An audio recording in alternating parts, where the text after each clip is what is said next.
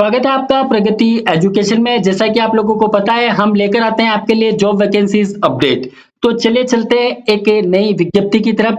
जो लोग टीचर शिक्षक बनने का सपना देख रहे थे, उनका सपना आज पूरा होने वाला है। तो चलिए चलते हैं हम विज्ञप्ति की तरफ। देखें क्या विज्ञप्ति है। जैसा कि आप लोग देख पा रहे हैं, राजस्थान कर्मचारी चयन बोर्ड जयपुर, जी हाँ, राजस्थान कर्मचारी चयन बोर्ड जयपुर द्वारा अभी एक विज्ञप्ति जारी किया गया है। आज देखिए आप 16 जून 2022, आज ही का दिन है 16 जून 2022 का। और ये उन लोगों के लिए खुशी का मौका है जो शारीरिक शिक्षा अध्यापक सीधी भर्ती 2022 का इंतजार लगभग पिछले 4 सालों से कर रहे थे, क्योंकि 2018 में ये विज्ञप्ति आया था, उसके बाद अभी ये विज्ञप्ति आया है। तो उन लोगों के लिए बहुत अच्छा मौका है कि आप इसके लिए आवेदन करें। तो चलिए चलते हैं विज्ञप्ति की तरफ।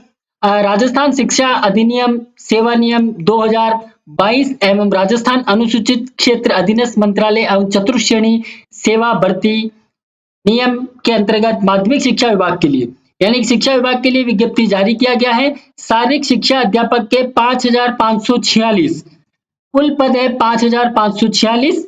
उसमें से गैर अनुसूचित क्षेत्र यानी कि नॉन टीएसपी के लिए 4899 पद है, और टीएसपी क्षेत्र अनुसूचित क्षेत्र के लिए 647 पद रखे गए, यानी कि कुल 5546 पदों के लिए विज्ञप्ति जारी किया गया है। तो चलिए चलते हैं हम वीडियो की तरफ। आप वीडियो ध्यान से देखिएगा, आपको कोई भी कंफ्यूजन नहीं रहेगा। हम सारा कंफ्यूजन आपका इस वीडियो में क्लियर कर देंगे। तो चलिए चलते हैं ऑनलाइन एप्लीकेशन की तरफ।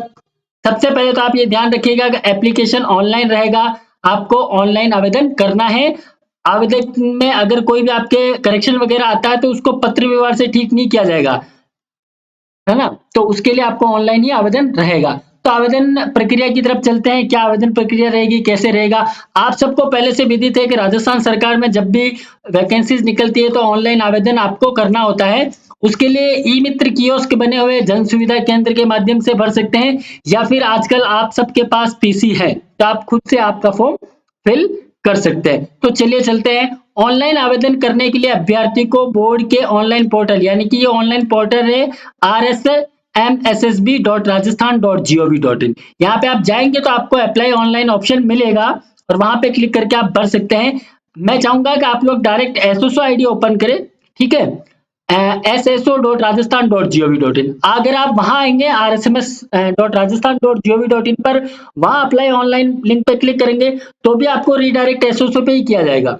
तो आपके पास एसएसओ आईडी होगा, है ना। तो एसएसओ आईडी से आप लॉगिन कीजिए, आपका आईडी पासवर्ड, उसके अंदर सिटीजन एप्स आता है लेफ्ट साइड में ऊपर टॉप कॉर्नर में, ठीक है।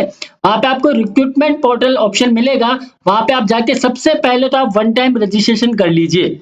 आपने बहुत सारी विज्ञप्तियों में फॉर्म फिल कर लिए होंगे, तो आशा करता हूं कि आपने वन टाइम रजिस्ट्रेशन ओटीआर पहले से ही कर रखा होगा। अगर आप ओटीआर रजिस्ट्रेशन कर देते हैं, मैं आपको बता देता हूं वन टाइम रजिस्ट्रेशन क्या चीज है।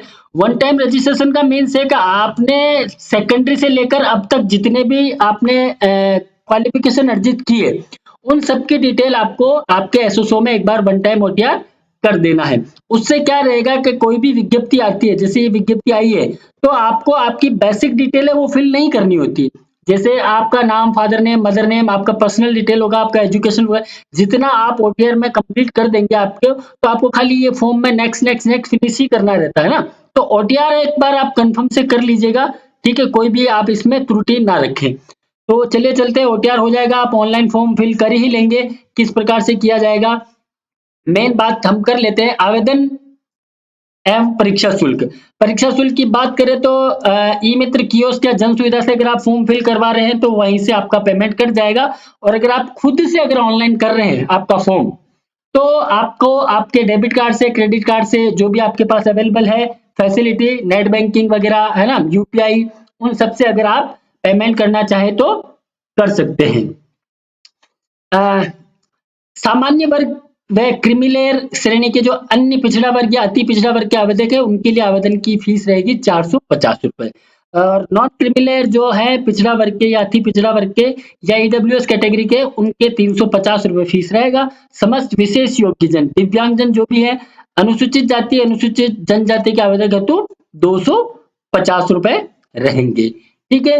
और कार्मिक विभाग के परिपत्र जो ये संख्या है, इसके अनुसार सभी वर्ग के ऐसे अभ्यर्थी, है ना, जिनके परिवार की वार्षिक आय 2.5 लाख रुपए से कम है ना, अनुसूचित जाति, अनुसूचित जनजाति के समान ही उनका परीक्षा शुल्क लिया जाएगा। मतलब अगर आपके पास आपकी आय जो है सभी स्रोतों से जो आय है 2.5 लाख रुपए से कम है, तो आपका 250 रुपए यानी 250 रुपए आपका आवेदन शुल्क लिया जाएगा। ठीक है। और राजस्थान राज्य के भिन्न अन्य राज्यों के अनुसूचित यानी राजस्थान राज्य से अलग राज्य के जो कैंडिडेट हैं, वो अगर अनुसूचित जाति के हैं, अनुसूचित जनजाति है या अन्य पिछड़ा या अति पिछड़ा या आर्थिक रूप से कमजोर वर्ग के अभ्यर्थी हैं, अगर अन्य स्टेट के कोई भी कैंडिडेट यहाँ पे अप्लाई करते हैं राजस्थान में, तो उनको सामान्य वर्ग का अभ्यर्थी माना जाएगा। ये क्लियर कर लीजिए। कुछ कमेंट्स हमारे पास आ रहे थे, सर हम आउट ऑफ राजस्थान से हैं, यूपी के हैं या कहीं के हैं, तो क्या हम फॉर्म फिल कर पाएंगे? आप बेशक फॉर्म फिल कर सकते हैं, लेकिन आप जिस कैटेगरी के हैं, जैसे आप एससी, एसटी या ओबीसी किसी भी कैटेगरी के हैं, तो आपको आपकी कैटेगरी में यहाँ नहीं माना जाएगा। आपको जनरल कैटेगरी से फॉर्म फिल किया जाएगा, आपको जनरल कैटेगरी का माना जाएगा। ठीक है। ऐसे आवेदकों को सामान्य अभ्यर्थी के लिए निर्धारित परीक्षा शुल्क देना है। यानी अगर आप आउटर राजस्थान है, तो आपका परीक्षा शुल्क क्या रहेगा? 450 रुपए, 450 आपको पेमेंट देना पड़ेगा। फीस एक बार जमा होने पर ना, सरकार एक बार फीस लेने के बाद कहाँ लौटाती है? ठीक है। तो आपकी फीस नहीं लौटाई जाएगी वापस, मतलब कोई ऐसी कंडीशन आ जाती तो। प्रवेश पत्र की बात कर लेते तो बोर्ड द्वारा समस्त अभ्यर्थियों को बोर्ड की वेबसाइट के माध्यम से ऑनलाइन प्रवेश पत्र जारी किए जाएंगे। ठीक है। यानी कि अगर आपके जब भी ऑनलाइन जो प्रवेश पत्र आएंगे, फॉर्म फिल होने के बाद जब एग्जाम डेट दी जाएगी, तब आपके प्रवेश पत्र बोर्ड की वेबसाइट से मिल जाएंगे। लेकिन आपको क्या, आपका टोकन नंबर ध्यान में रखना होगा, है ना। आप जो फॉर्म फिल कराएंगे, आपका टोकन नंबर, आपका ईमेल आईडी एक बार आप सेव कर लें, ताकि जब भी प्रवेश पत्र आएंगे हमारी तरफ से आपको जानकारी मिल जाएगी। शारीरिक शिक्षा अध्यापक के रिक्त पदों का वर्गवार आरक्षण निम्न प्रकार है। यानी आरक्षण की हम बात कर लेते हैं, किस प्रकार से आरक्षण रहेगा। स्कैन उल्टा कर दिया इसको, ठीक है, हम इसको रोटेट कर लेते हैं आपके लिए। ठीक है। शारीरिक शिक्षा अध्यापक के रिक्तियों का जिलेवार एवं वर्गवार वर्गीकरण, गैर अनुसूचित क्षेत्र, यानी कि ये नॉन टीएसपी के बारे में, टीएसपी क्षेत्र के हम नीचे वाले पेज पर बात करेंगे। नॉन टीएसपी के जो कुल पद दिए गए हैं, ठीक है, 4899 पद है यहाँ पे नॉन टीएसपी के लिए। डिस्ट्रिक्ट वाइज पदों का वर्गीकरण है कि आपके जिले में कुल कितने पद रिक्त है और किस कैटेगरी के कितने हैं। तो ये सारे तो हम अभी बताएंगे नहीं आपको, क्योंकि वीडियो थोड़ा लंबा हो जाएगा। ये जो नोटिफिकेशन है, हम आपको टेलीग्राम चैनल है, वो आपने अगर ज्वाइन नहीं किया तो कर लीजिएगा, वहां पे आपको इसका पूरा नोटिफिकेशन मिल जाएगा। तो एक बार हम कैटेगराइज थोड़ा सा बात कर लेते हैं। अनारक्षित वर्ग, यूआर, है ना, अनरिजर्व्ड कैटेगरी, है ना, जनरल। और ये ईडब्ल्यूएस वर्ग है, उनको 10% उसमें आरक्षण है, उसके अकॉर्डिंग से सीटें हैं। एससी वर्ग को कुल 16% यहाँ आरक्षण दिया गया है। एसटी वर्ग को कुल 12% दिया गया है। ओबीसी वर्ग के लिए 21% है। एमबीसी के लिए कुल 5% है। और शहरिया आदिम जाति वर्ग है, और ये निःशक्त के लिए कुल 4% है ना। ये हॉरिजेंटल रिजर्वेशन रहेगा भूतपूर्व सैनिक के 12.5% और 2% उत्कृष्ट खिलाड़ियों के लिए। ठीक है। तो ये कैटेगराइज वर्गीकरण है, और डिस्ट्रिक्ट वाइज नीचे दिया हुआ है। एक छोटा सा मैं, जैसे ये शहरिया आदिम जाति वर्ग है, शहरिया आदिम जाति राजस्थान के 12 जिले में निवास करती है। देखिए 12 जिले में आपको इनका विज्ञप्ति मिलेगा, देखिए ये रहा। ठीक है। और ये जिला होगा, इधर आप देखेंगे तो 12। ठीक है। तो शहरिया आदिम जाति यानी टीएसपी एरिया तो आपके प्रतापगढ़, डूंगरपुर, बांसवाड़ा एरिया हो गया, उदयपुर का कुछ एरिया होगा, कुछ पाली का हो गया, है ना, ऐसे कुछ एरिया है, वो हम आपको नीचे बता देंगे।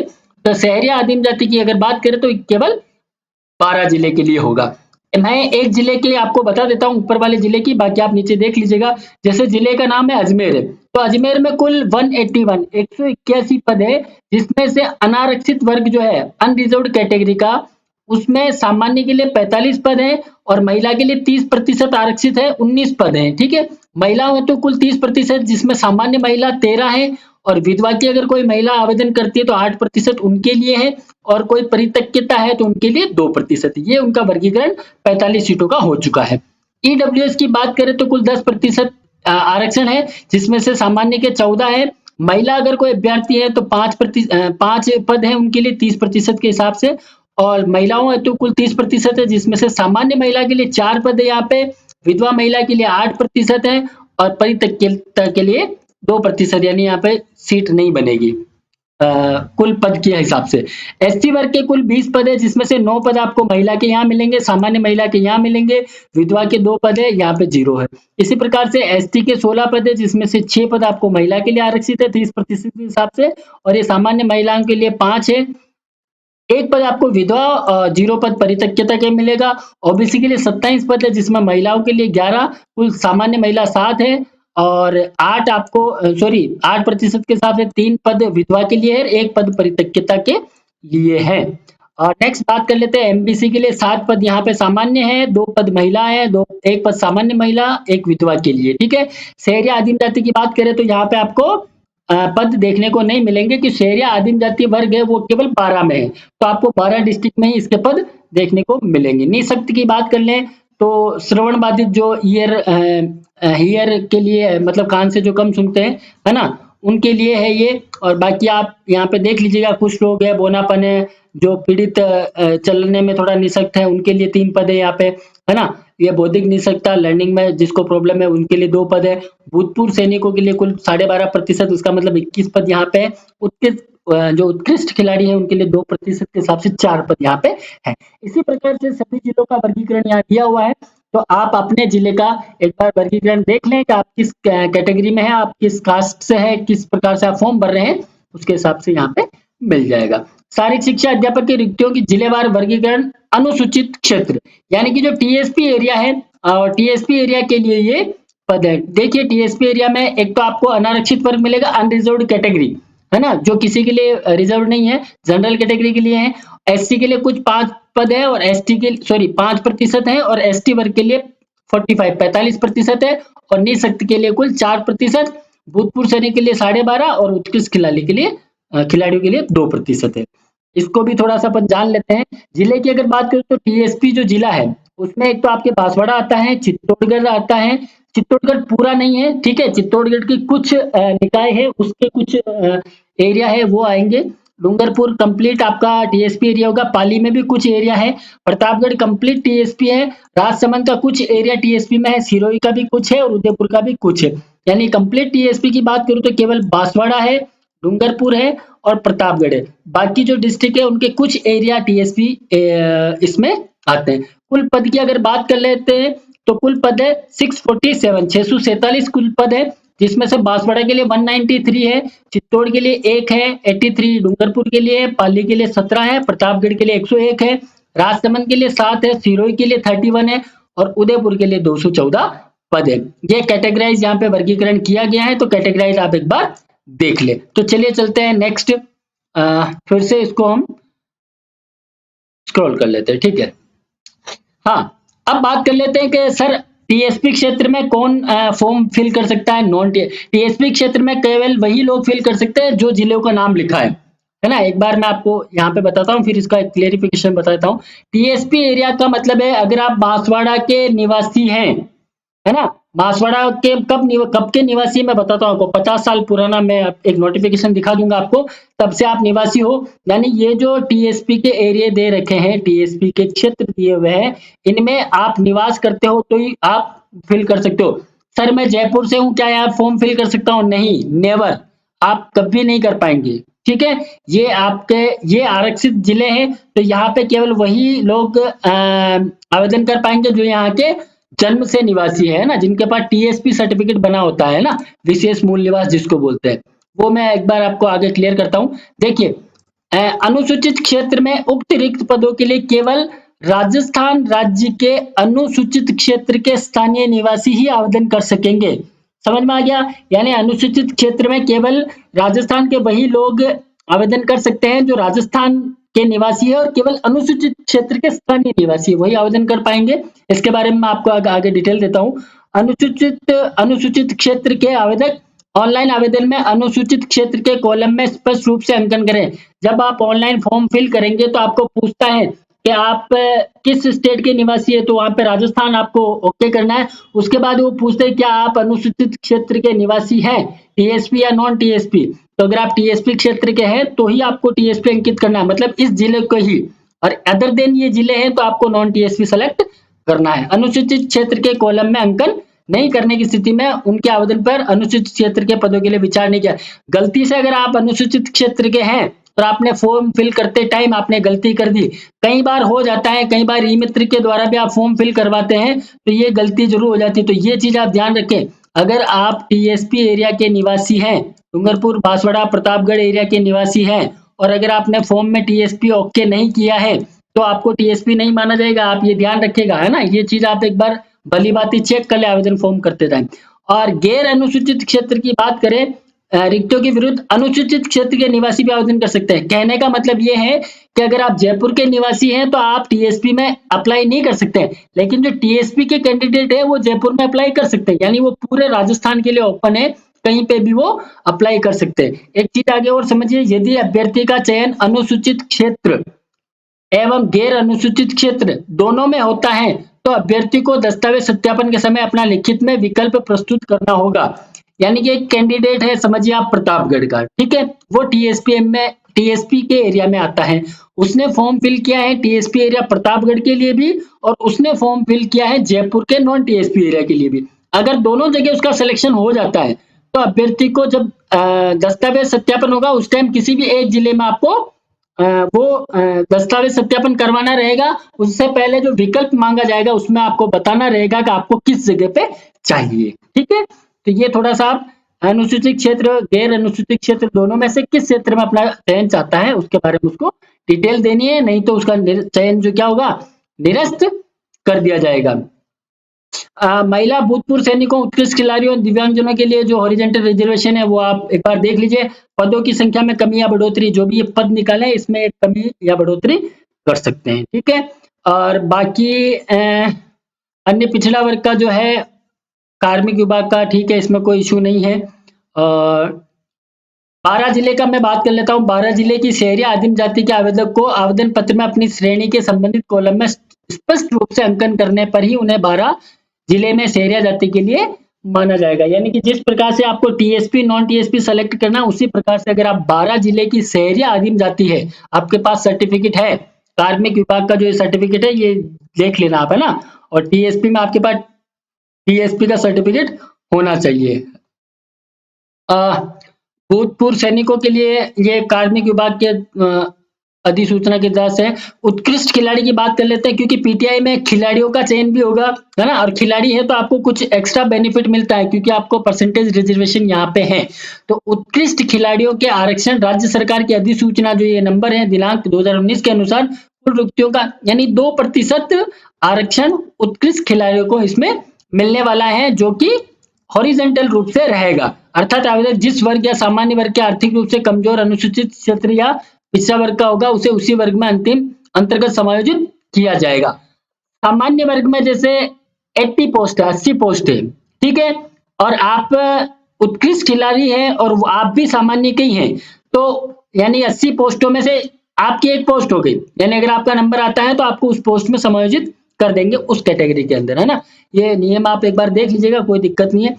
अगर आप अंतर्राष्ट्रीय खेल संस्था या फिर टूर्नामेंट चैंपियन है, जैसे अंतर्राष्ट्रीय ओलंपिक में आपने खेला है, ओलंपिक गेम्स में खेला है, एशियन ओलंपिक है, एशियन गेम्स है ना, राष्ट्रमंडल है, ये सारे दक्षिण एशियन ओलंपिक है, दक्षिण एशियन गेम्स सामान्यतः सैफ गेम के रूप में जाने जाते हैं, है ना। ये सारी चीजें अगर आपके पास हैं तो आप उत्कृष्ट खिलाड़ी के लिए आवेदन कर सकते हैं। या school game federation of India द्वारा आयोजित खेलकूद के किसी नेशनल गेम्स में व्यक्ति से या टीम स्पर्धा में मेडल जीता हो, है ना, इंडियन ओलंपिक एसोसिएशन या इससे संबंधित नेशनल स्पोर्ट्स में इसके अंदर पे आपने टीम स्पर्धा में मेडल जीता हो, है ना, अगर आप ये सब आपके पास है तो आपको इसमें उत्कृष्ट खिलाड़ी को खेल प्रमाण पत्र इस भर्ती में आवेदन करने की अंतिम तिथि से पूर्व प्रस्तुत करना होगा।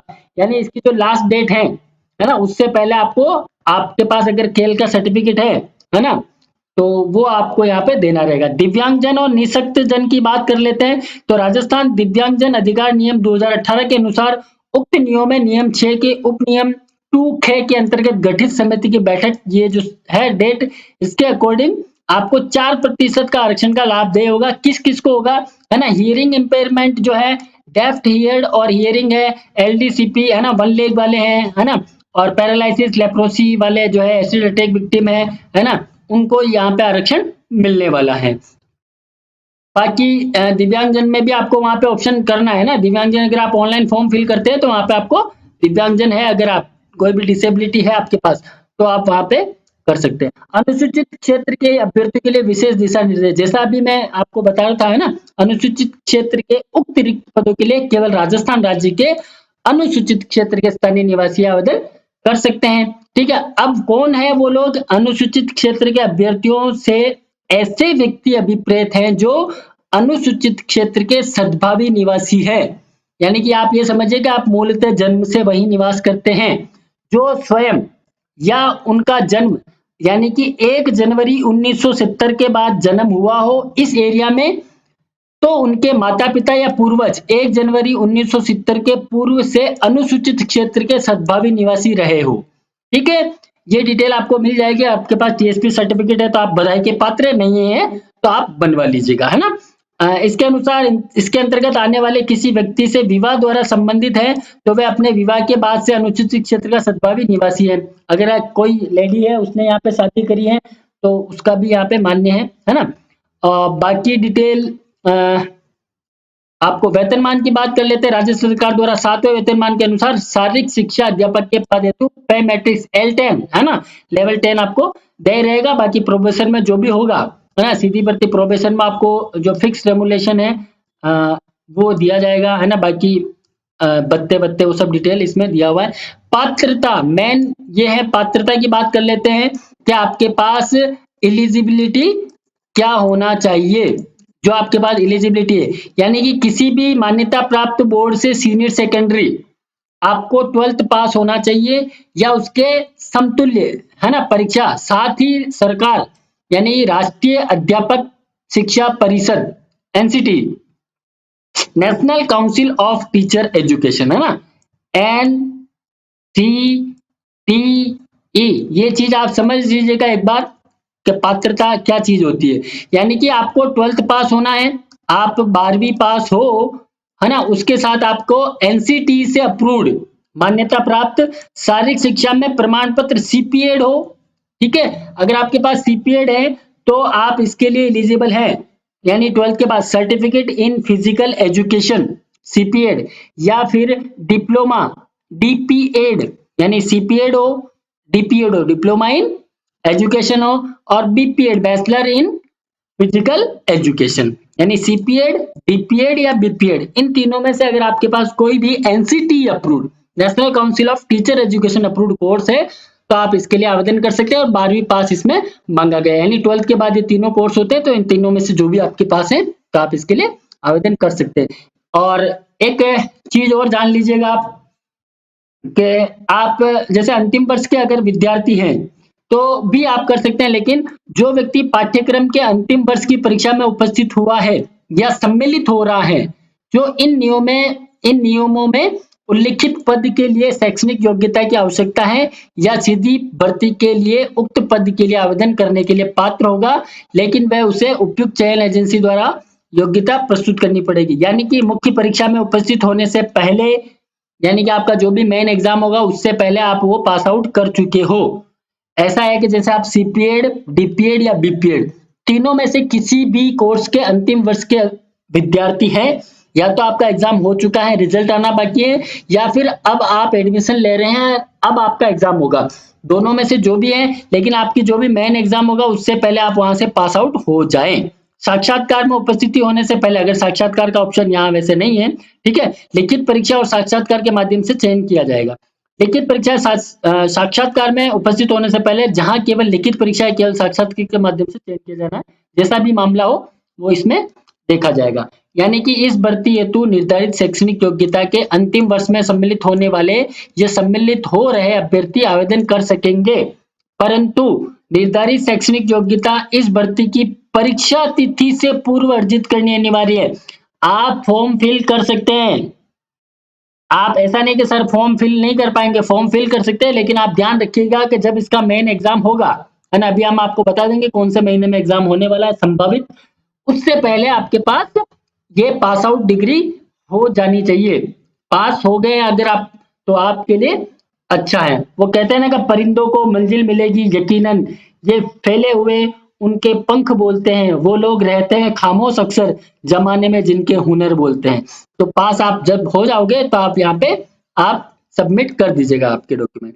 अन्य योग्यता की बात करें तो स्वास्थ्य प्रमाण पत्र और चरित्र प्रमाण पत्र अभी आपको जरूरत नहीं है, ठीक है। जब आपका सिलेक्शन हो जाए तो आप संबंधित जिले के मुख्य चिकित्सा एवं स्वास्थ्य अधिकारी या मेडिकल जूरिस्ट द्वारा आपका स्वास्थ्य प्रमाण पत्र और चरित्र प्रमाण पत्र आपको बनवाना रहेगा, है ना। जो किसी भी विश्वविद्यालय, स्कूल या कॉलेज जहां आपने अंतिम शिक्षा प्राप्त करी हो वहां पे, या फिर प्रधानाचार्य, शिक्षा अधिकारी किसी के भी द्वारा आप बनवा सकते हैं। 6 महीने पुराना नहीं होगा। ये जब आपका एग्जाम हो जाएगा, जब आपका सिलेक्शन होगा उसकी बात है। राष्ट्रीयता इंडियन, ठीक है, भारत, नेपाल, भूटान। एज की बात कर लेते हैं तो 1 जनवरी 2023 को 18 वर्ष की आयु प्राप्त कर चुका हो और 40 वर्ष का नहीं हुआ हो, यानी 40 से कम हो और 18 वर्ष से ज्यादा हो। मिनिमम 18 साल और मैक्सिमम 40 वर्ष से कम हो, है ना। अगर ज्यादा है तो नियमानुसार आपको छूट मिलेगी। परंतु जिस भर्ती वर्ष विशेष में सीधी भर्ती के पदों के लिए भर्ती नहीं हुई है और यदि कोई आवेदक उस भर्ती की आयु में दृष्टि से पात्र था तो उसे आयु की दृष्टि से पात्र माना जाएगा, किंतु यह छूट 3 वर्ष से अधिक नहीं जाएगी। कहने का मतलब है कि आप एक स्पष्टीकरण सुन लीजिए। शारीरिक शिक्षा अध्यापक सीधी पदों पर भर्ती वर्ष 2018 के बाद नहीं होने के कारण, यानी 2018 के बाद कोई भी भर्ती नहीं हुई है, इसलिए सरकार आपको अधिकतम आयु सीमा में 3 वर्ष की और छूट दे रही है। अगर आप 3 वर्ष 43 के भी हो गए हैं तो भी आपको छूट मिल जाएगी, है ना। तो मैक्सिमम एज में अगर आप 40 साल के हो गए और बाकी जो छूट है वो आपको आपके उसके अनुसार मिल जाएगी, है ना, जिस भी आप कैटेगरी के उसके अकॉर्डिंग। स्थायी कर्मचारी, ठीक है, पेंशन आपको मिली जाएगी। विवाह पंजीयन आपको देना, विवाह पंजीयन नहीं करवाया है तो करवा लीजिएगा अगर आप शादीशुदा है तो। परीक्षा शुल्क जमा कराने और ऑनलाइन आवेदन भरने की अवधि जान लीजिए आप। परीक्षा शुल्क राज्य के निर्धारित ई मित्र कियोस्क, जन सुविधा, या आप खुद से सेल्फ से आप फॉर्म फिल कर रहे हैं तो नेट बैंकिंग, एटीएम कम डेबिट कार्ड, इसके द्वारा आप दिनांक 23 जून 2022 से 22 जुलाई, है ना, यानी 23 जून से इसके आवेदन स्टार्ट हो जाएंगे जो 22 जुलाई तक चलेंगे। 22 जुलाई इसकी अंतिम तिथि रहेगी, तो 22 जुलाई से पहले पहले आप आवेदन कर लें और आवेदन आपके 23 जुलाई से स्टार्ट हो जाएंगे। परीक्षा का माह एवं दिनांक की बात करें तो शारीरिक शिक्षा अध्यापक के पदों के भर्ती हेतु बोर्ड द्वारा परीक्षा दिनांक 25/9/2022, लो जी, इन्होंने आपको तिथि भी दे दी है परीक्षा की, यानी कि 25/9/2022 को जो आवंटित केंद्र होंगे उन पर शारीरिक शिक्षा अध्यापक का एग्जाम होने वाला है। तब आप समझ लीजिए अगर आप अंतिम वर्ष के विद्यार्थी है तो 25/9/2022 से पहले आपका अंतिम वर्ष कंप्लीट कर ले तो आप इसके लिए पात्र हैं। बधाई हो आपको। अनापत्ति के बारे में, ठीक है, नियुक्ति के लिए अयोग्यता आपको पता ही है क्या योग्यता है। आवेदन कैसे करें इसके बारे में हमने आपको बता दिया। आप एसएसओ आईडी पर जाइए और एसएसओ आईडी के अंदर जाके आप इसको फॉर्म फिल कर सकते हैं या फिर आप ई मित्र के द्वारा भी फॉर्म फिलअप करवा सकते हैं। एसएसओ आईडी में अगर आपने सारी चीजें पहले से ऐड कर रखी है तो हो जाएगी। श्रुति लेखन की सुविधा आपके लिए नहीं, जो दृष्टिबाधित और जो व्यक्ति आएंगे, स्पेशल कैपेबिलिटी जिसमें नहीं है, ठीक है, नेत्रहीन, ब्लाइंड है ना, दृष्टिहीन, ये इसका एक नियम है, नियम 2018, है ना, दिव्यांगजन अधिकार, तो उनको कुछ एक्स्ट्रा टाइम मिलता है उसके लिए। संशोधन की प्रक्रिया भी स्टार्ट करेंगे लेकिन कुछ आवेदन शुल्क होगा। संशोधन आप ऐसा करें कि कुछ संशोधन आए नहीं, अच्छे से फॉर्म आप फिल करें। और बाकी अच्छा, ये पाठ्यक्रम देखिए, शारीरिक शिक्षा अध्यापकों के पदों पर भर्ती तो परीक्षा स्कीम है पाठ्यक्रम। शिक्षा शारीरिक शिक्षा अध्यापक के पदों पर सीधी भर्ती हुई नई स्कीम है, यानी कि पाठ्यक्रम भी दे दिया है। चलिए हम इसके बारे में भी थोड़ा सा जिक्र कर ही लेते हैं। परीक्षा 460 अंकों की होगी और स्पोर्ट्स टूर्नामेंटों में भाग लेने के लिए अधिकतम 40 अंक दिए जाएंगे, यानी अगर आप उत्कृष्ट खिलाड़ी हैं, ठीक है, उनके लिए। तो ये प्रश्न पत्र सेकंड में टिप्पणी अभी बता देंगे। 2 प्रश्न पत्र होंगे। प्रश्न पत्र फर्स्ट 200 अंकों का होगा और सेकंड प्रश्न पत्र जो होगा 260 अंकों का होगा, यानी कि 2 पेपर रहने वाले हैं आपके इसके अंदर। प्रश्न पत्र फर्स्ट की अगर बात करें तो प्रश्न पत्र अधिकतम 200 अंकों का होगा। प्रश्न पत्र की समयावधि जो है 2 घंटे की होगी और प्रश्न पत्र बहुविकल्प के 100 प्रश्न होते हैं, मल्टीपल चॉइस क्वेश्चन, है ना। जो 100 प्रश्न होंगे आपके, 100 क्वेश्चन आएंगे, 200 नंबर के होंगे, एक क्वेश्चन 2 नंबर का हो गया, 2 घंटे का आपका एग्जाम होने वाला। प्रश्न पत्र में निम्नलिखित विषय होंगे जिनके अंक उनके सामने दर्शाए गए अनुसार होंगे, ठीक है। राजस्थान का भौगोलिक इतिहास, सांस्कृतिक और सामान्य ज्ञान, राजस्थान की समसामयिक घटनाएं, विश्व और भारत का सामान्य ज्ञान और शिक्षा मनोविज्ञान, ठीक है। उत्तरों के मूल्यांकन में नकारात्मक अंकन लागू होगा, नेगेटिव मार्किंग रहेगी। प्रत्येक गलत उत्तर के लिए उस विशिष्ट प्रश्न के लिए विहित अंकों का 1/3 भाग, है ना, 1/3 इसके अंदर आपका नेगेटिव रहने वाला है। गलत उत्तर से अशुद्ध उत्तर या एक से अधिक उत्तर अभिप्रेत है, ठीक है। प्रत्येक प्रश्न पत्र के लिए न्यूनतम 40% यानी 40% आपको लेके आने, यानी प्रश्न पत्र फर्स्ट और सेकंड में भी 40-40% आपको अलग से लेके आने हैं। पासिंग मार्क्स की बात कर रहे हैं, परंतु उपयुक्त नियम अनुसूचित जातियों और अनुसूचित जनजाति अभ्यर्थी के लिए 5%, यानी कि अगर आप SC ST कैटेगरी के लिए आते हैं तो आपको 35% ही पासिंग मार्क्स लेके आने हैं, बाकी जनरल और जो अदर कैटेगरी है उनको 40% इसमें लेकर आने हैं। प्रश्न पत्र सेकंड की बात कर लेते हैं, दूसरा पेपर जो होगा प्रश्न पत्र अधिकतम 260 अंकों का होगा। नीचे उल्लेखित टिप्पणी के अनुसार अभी देख लेते हैं अपन। क्रीडा टूर्नामेंट में भाग लेने के लिए, यानी अगर आप कोई उत्कृष्ट खिलाड़ी वगैरह है तो आपको 40 अंक यहाँ पे प्रदान किए जा रहे हैं। प्रश्न पत्र वो भी 2 घंटे का होगा। यहाँ पे 130 प्रश्न होने वाले हैं आपको, और वही नेगेटिव मार्किंग रहेगा।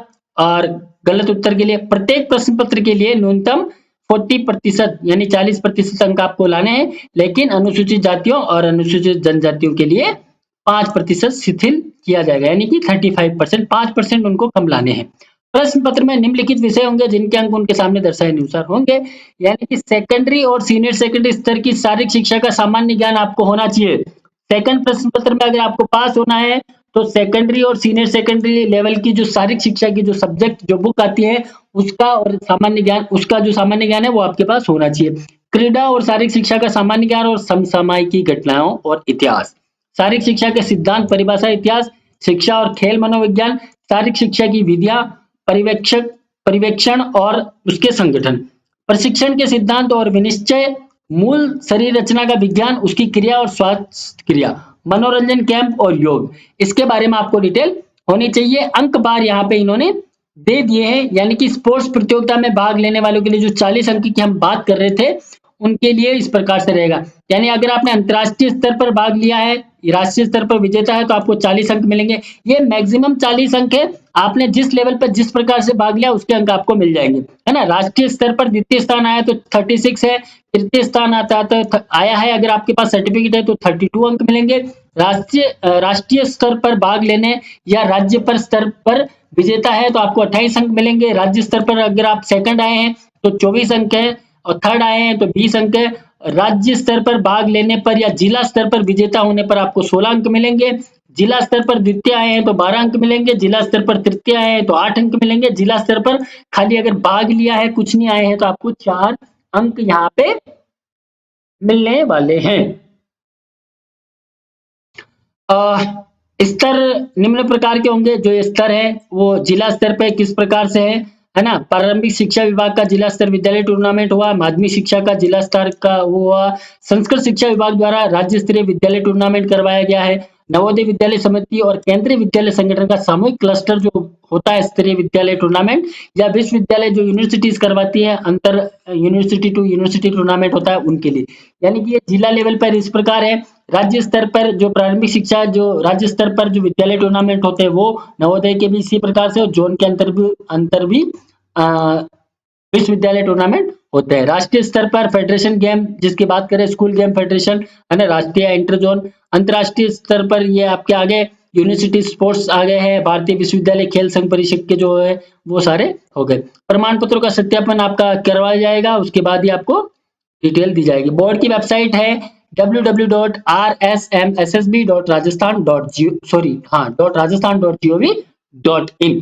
अगर आपको विस्तृत जानकारी चाहिए तो आप यहाँ से ले सकते हैं। फिर भी आपके मन में कोई संशय है तो आप हमसे पूछ सकते हैं, और आप बने रहिए हमारे साथ।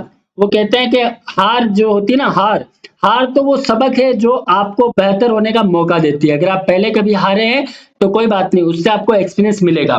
तो आप बने रहिए हमारे साथ। थैंक यू, धन्यवाद, बेस्ट ऑफ लक।